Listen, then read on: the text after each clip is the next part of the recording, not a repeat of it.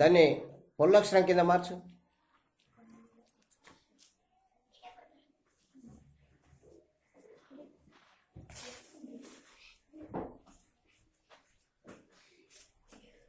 లాస్ట్కి ఏం పలికినావు చెప్పు, మొత్తం చెప్పు. ఇంకొకటి చెప్పండి.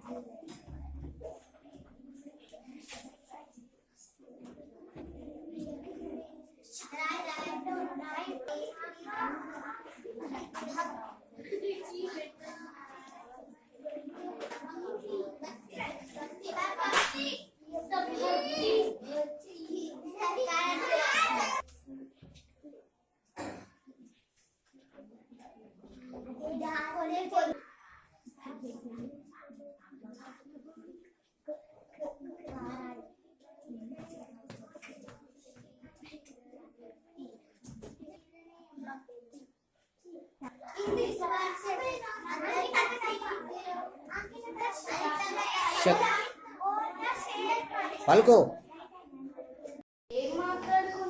స్పీడు మళ్ళా. ఏం మాట్లాడుకుంటున్నారు? అక్క, గోడలపై పెద్ద పెద్ద కాగితాలు అతికించి ఉండటం మేము ఇక్కడికి వస్తుంటే చూసాం. దాని గురించే మేమందరం మాట్లాడుకుంటున్నాం. అదా సంగతి. నేను కూడా ఇటు దిక్కు వస్తుంటే గోడలపై చూశాను. దాన్ని పెద్ద కాగితము అనకూడదు, పోస్టరు అనాలి. మరి దాన్ని ఎవరు అక్కడ అతికించారు? విద్యుత్ శాఖ వారు అతికించారు. ఇటువంటి పోస్టర్లు మీరు ఇంకా ఏమైనా చూశారా? ఇంతకన్నా కొంచెం చిన్న పోస్టరు మన ఊరి జాతరలో చూసాం. ఫిబ్రవరి 4వ తేదీ వసంత పంచమి నాడు అనంతసాగర్లో సరస్వతీ మాత ఉత్సవం జరుగుతుందని రాసి ఉంది. ఇంకా ఎవరైనా ఎటువంటి పోస్టర్లు చూశారా? సినిమా పోస్టర్ చూశాను. దాని మీద హీరో బొమ్మలు ఇంకా వేరే బొమ్మలు కూడా ఉన్నాయి.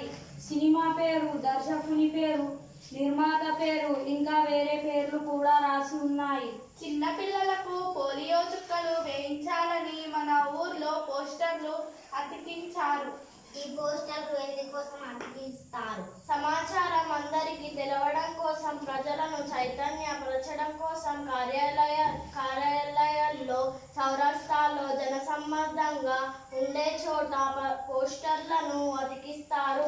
ప్రభుత్వ కార్యక్రమాలను గురించి తెలియజేయడానికి వ్యాపారి సంస్థల తమ సంస్థల గురించి, ఉత్పత్తి గురించి ప్రచారం చేసుకున్నట్టుకు పోస్టర్లను ముద్రించి గోడల మీద అతికిస్తారు.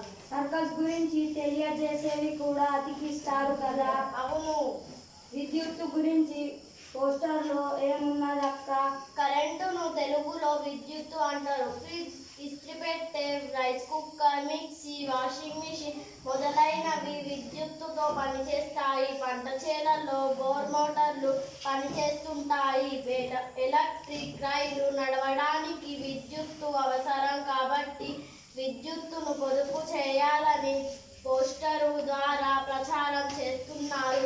అందరికీ తెలిసేటట్టు చేస్తున్నారు.